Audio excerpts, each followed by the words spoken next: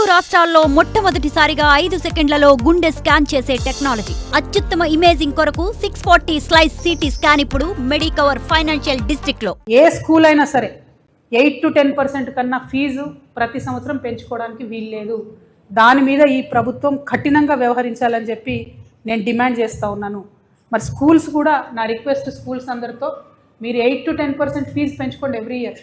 కానీ 30% 40% పెంచితే పేద మధ్యతరగతి విద్యార్థులు వాళ్ళ యొక్క తల్లిదండ్రులు చాలా దారుణమైన ఇబ్బందులు పడుతున్నారు. మీరు 30% పెంచుతారు, కానీ ఏదో చిన్న బట్టల షాప్లో ఒక సింగిల్ పేరెంట్ లేడీ ఉంటుంది, ఆమె పని చేస్తూ ఉంటుంది.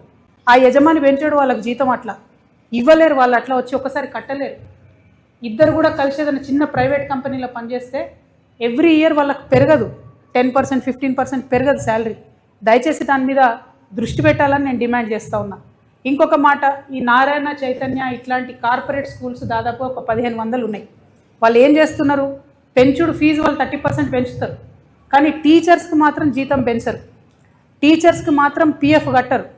ప్రైవేట్ పాఠశాలలలో వేల మంది యువతి యువకులు పనిచేస్తూ ఉన్నారు, వాళ్ళ జీవితాలు దుర్భరంగా ఉన్నాయి. 15,000కి ఇస్తున్నారు జీతం, అంతకుమించి ₹1 ఇయ్యరు, పిఎఫ్ కట్టరు.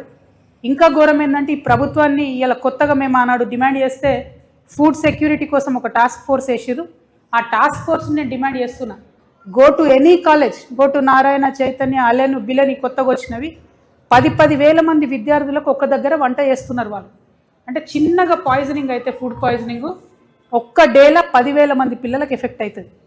నేను అడుగుతా ఉన్నా ఈ ప్రభుత్వాన్ని, కనీసం ఎప్పుడైనా ఒక్కసారి పోయి ఆ ఫుడ్ శాంపుల్ చేసిరా మీరు? నారాయణ క్యాంపస్లకు, చైతన్య క్యాంపస్లకు, ఈ కొత్తగా వచ్చే నార్త్ ఇండియన్ స్కూల్ క్యాంపస్లకు ఎప్పుడైనా పోయి శాంపిల్ చేసిరా మీరు? ఫుడ్ అర్జెంటుగా శాంప్లింగ్ చేయండి. ఐఎమ్ డిమాండింగ్, ఏదో కొత్త కమిటీ చేసిరు, వాళ్ళని డిమాండ్ చేస్తున్నాను నేను సజ్జనార్ గారి నేతృత్వంలో. Please check the quality of food in these corporate schools and colleges. వారి దోపిడీ దారుణంగా ఉన్నది. చెప్పే చదువు శారుడు బల్పాలు దోషుడు అన్నట్టు, పైసలు ఎక్కువ ఉన్నాయి, చదువు తక్కువ ఉంది. 1,50,000 మంది ఒక ఇన్స్టిట్యూట్లో ఉంటే ఒక 100 మందికి ర్యాంక్స్ వస్తాయి.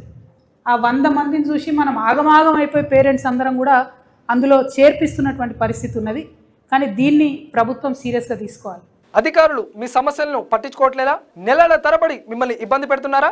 మీ సమస్యకు ఎవరు స్పందించడం లేదా? అయితే ఆలస్యం చేయకుండా వెంటనే క్యూన్యూస్కు కాల్ చేయండి. సంప్రదించాల్సిన నెంబర్లు 8143001981. మీ తరపున మేం బాధ్యత తీసుకొని మీ సమస్యను అధికారుల దృష్టికి తీసుకెళ్తాం. పబ్లిక్ వాయిస్, సామాన్యుడి ప్రశ్నాస్త్రం, ప్రతి గురువారం ఉదయం 11 గంటలకు మీ క్యూన్యూస్లో.